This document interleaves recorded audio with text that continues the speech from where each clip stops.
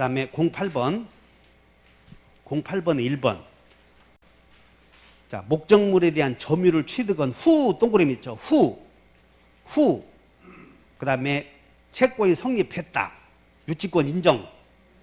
된다. 그냥 꼭 채권이 성립하고 점유하든 점유하고 나중에 채권이 생기다. 아까 했지 않았어. 먼저 채권 생기고 나중에 점유하든. 그 다음에 먼저 점유하고 있다가 채권 생겼든 그냥 비용 받을 때가 되면 점유하는 자는 유치권자다. 그거 뭐 주의하셔야 되고 틀린 사람들은 만약에 읽어봤을 때 아, 나 같으면 틀리겠구나 하면 어디다 별표 해놓고 공부하는 거예요. 나 같으면 틀리겠구나. 명미 같으면 틀리겠구나 해서 별표 해놓은 거라고. 다시 해. 아, 우리가 이거 공부 강의할 때 이렇게 해줬어. 갑과 을이 수급인이 이 갑의 토지에 공장 지어주기로 했어. 그럼 공장 지어주면서 비용은 언제 준다 할 거 아니야. 그러면서 비용은 언제 준다 하는데 여기다가 너 나중에 유치권 행사하지 않아야 돼? 그러면 계약할 때 유치권 행사하기로 해버리면 이 공사하라고 수급인 일 맡기겠냐?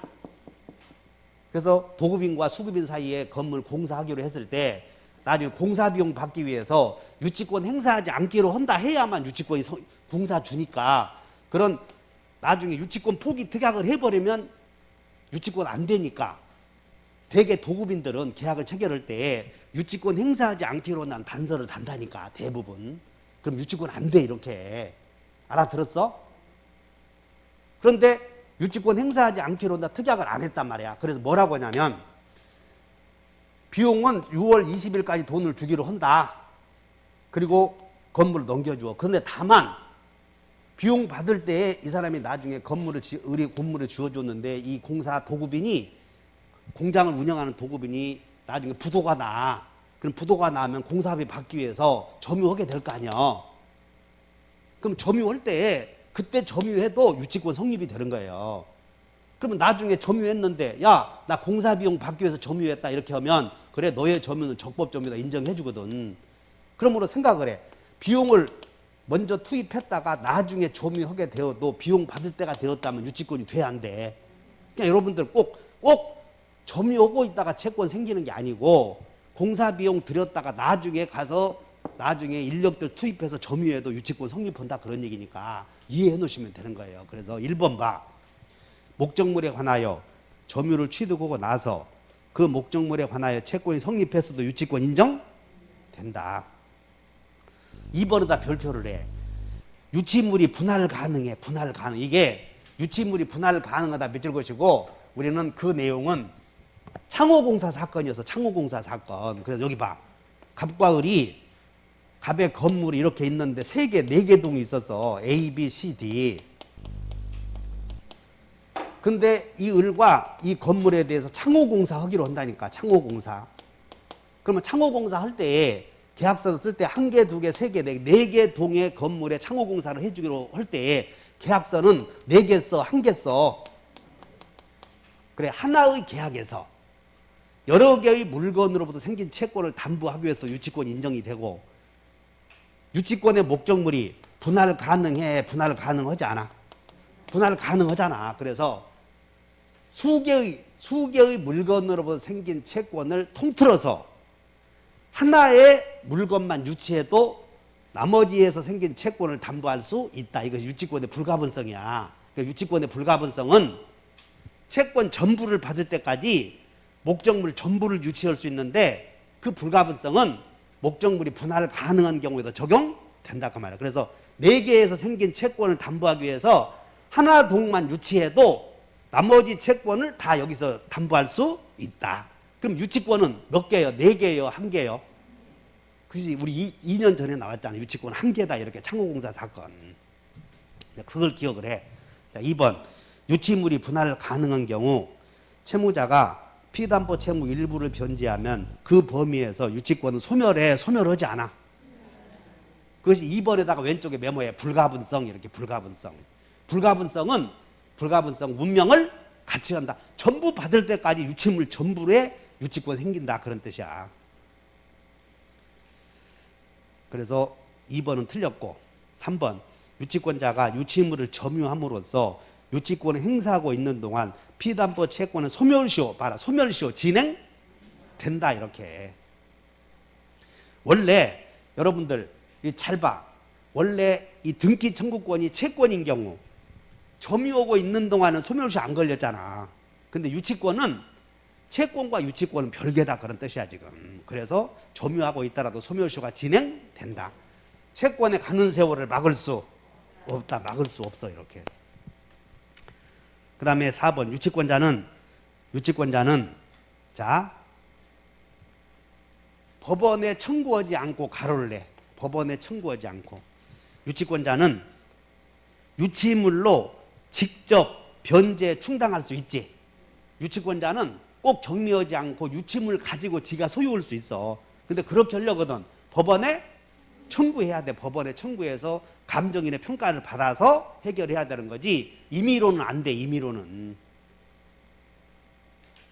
그래서 4번도 주의하시고 틀렸고 5번 공사업자 을에게 공사업자 을 네모 건축 자재를 납품한 갑 네모.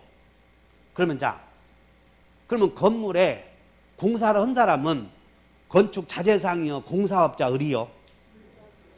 공사업자 을에게 건축 자재를 판 사람은 지가 건물에 발린 비용이 아니지.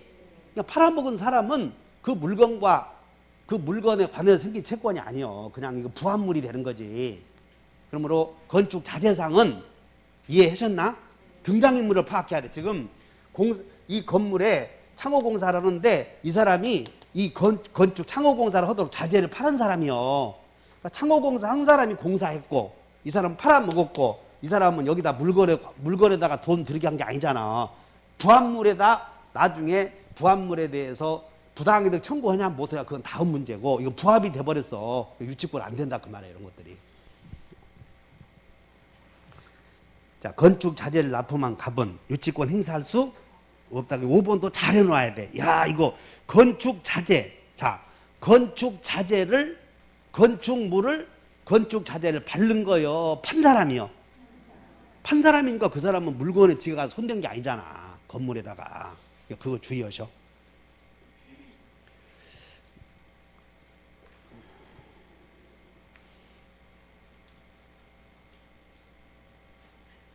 자, 다 해결했고 그 다음에 12부분도 다 같은 내용이야.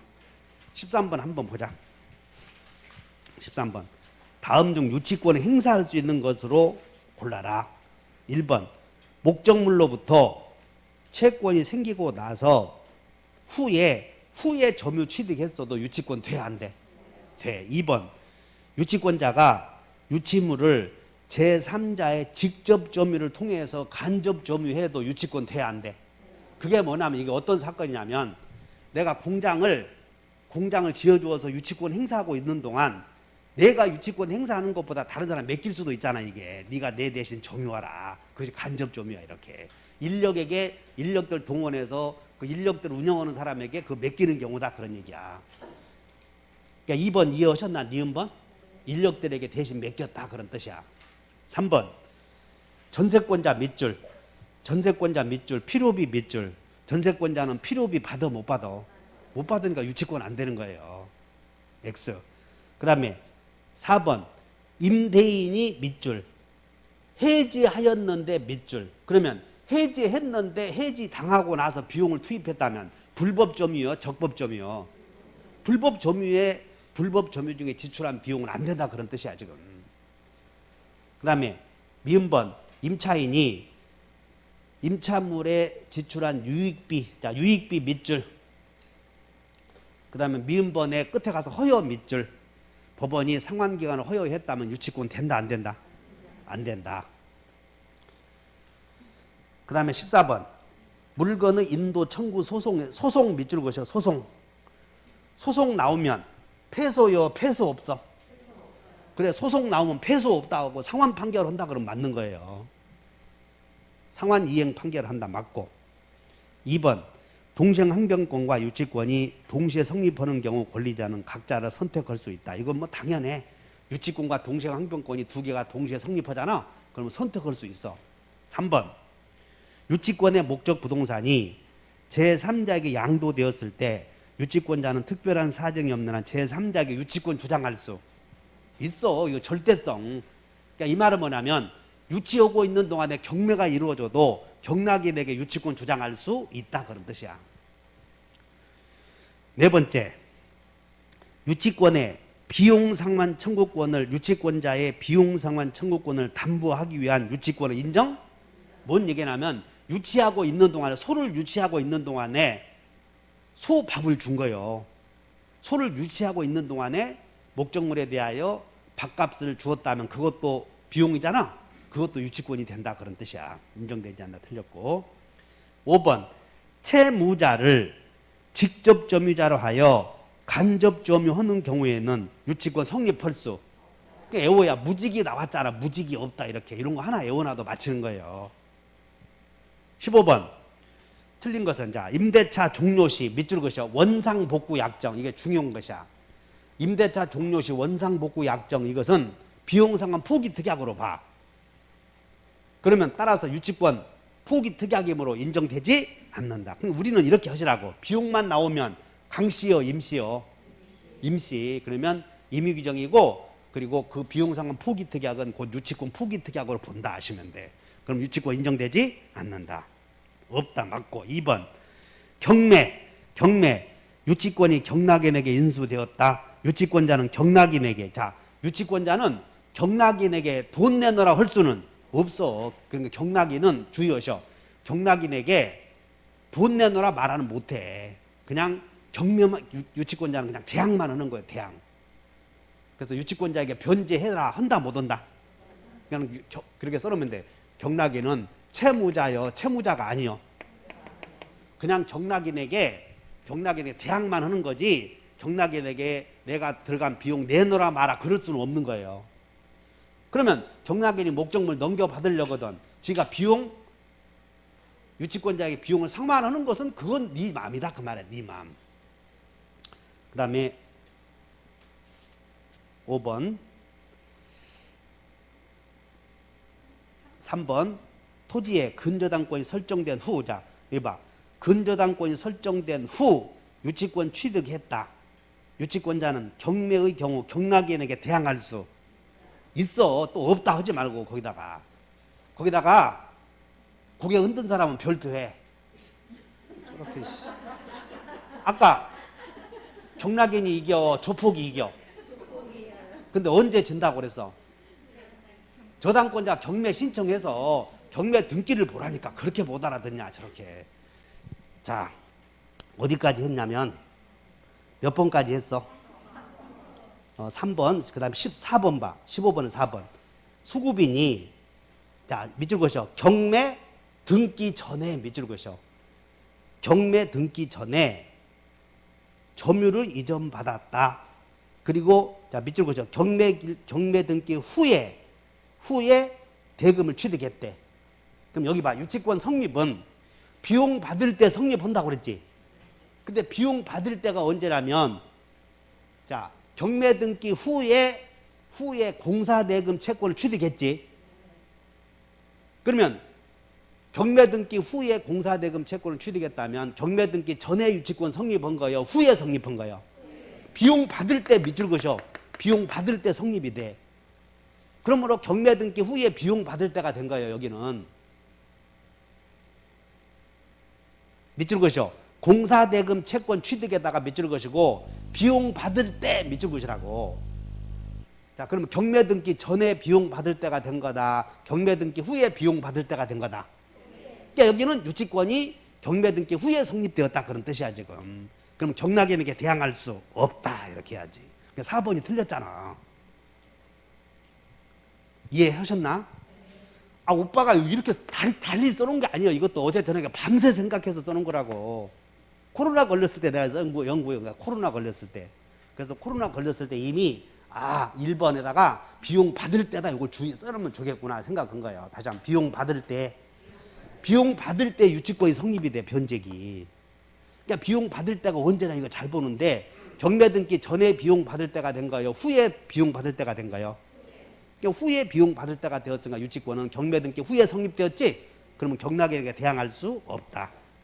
5번 유치권의 불가분성은 목적물이 분할 가능하거나 수개의 물건인 경우에도 인정된다. 여기다가 창호공사 사건 써놓으면 돼. 창호공사 사건.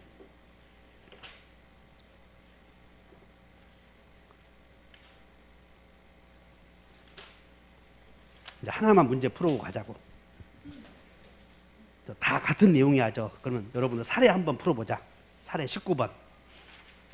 19번. 을은 갑소유의 X 건물에 관한 공사대금 채권을 근거로 을이 건물을 점유하면서 유치권 주장하고 있다. 을이 유치권자래. 한편 이 건물에 대해서 저당권 설정받았던 병이 경매를 신청하여 정의 경락을 받았대. 그럼 유치권자는 경락에는 일단 대항할 수 있어. 근데 유치권자가 경매 등기 후에 취득했다면 안 된다 이런 생각을 해줘야 돼. 1번. 을이 X 건물에 적법하게 유치권 취득했을 때 유치권자는 경락 대금에서 우선 변제 받을 수 없다. 2번. 을이 정에 대하여 유치권 행사할 수 있는 경우 을은 경락인에게 공사대금 매너쇼 할 수는 없다. 경락인은 채무자가 아니다. 꼭 기억해야 돼요. 3번. 을이 경매 등기, 자 밑줄 그으셔. 경매 등기 전 나왔네. 그러면 경매 등기 전에 유치권 취득했다면 경락인에게 대항할 수. 그래서 3번 맞는 거예요. 경매 등기 전이니까. 응? 뭐라고? 경매 등기 전에 건물을 유치하고 있었다. 근데 후에 대금 지급했지? 아, 그걸 내가 안 읽었네. 미안해. 후에 비용 받을 때가 된 거예요. 여기네. 후에 비용 받을 때가 됐어. 그러니까 여러분들도 그거 함정에 주의하셔. 후에 공사대금 채권 취득했다면 유치권 주장하지 못한다. 자, 4번. 경매 등기 후 을이 갑으로부터 점유 취득했대. 그러면 경매 등기 후에 점유하게 되었지? 그러면 유치권자는 대항하지 못한다. 대항하지 못한다. 틀렸고.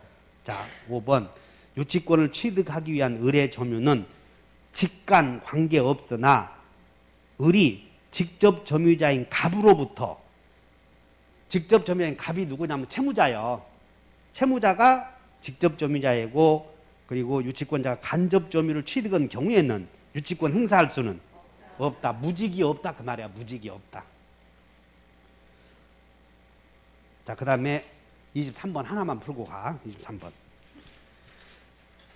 자, 유치권에 관한 설명이 다 틀린 거. 유치권자에게는 우선 변제권 없다. 자, 피담보 채권의 변제기 도래는 유치권 성립 요건이다. 맞아?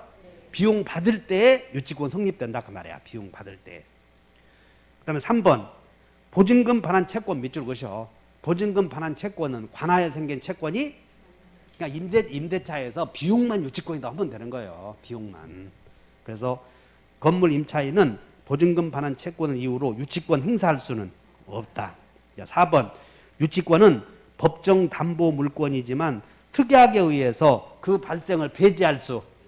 비용은 전부 임의 규정이다. 그럼 특약이 있으면 유치권 안 된다. 그냥 기계적으로 다 이해해 놓으면 되고. 그 다음에 5번. 자, 피담보 채권 발생 후 동그라미 있죠. 후 동그라미 점유 취득 밑줄 유치권 된다 안 된다. 그냥 볼 것 없어. 그냥 채권 먼저 생겼든 말든 나중에 챙기고 점유했든 점유하고 나서 채권 생겼든 유치권 성립한다. 이해하셨어? 그러면 이제 27번 정리한다. 27번. 스피드 체킹.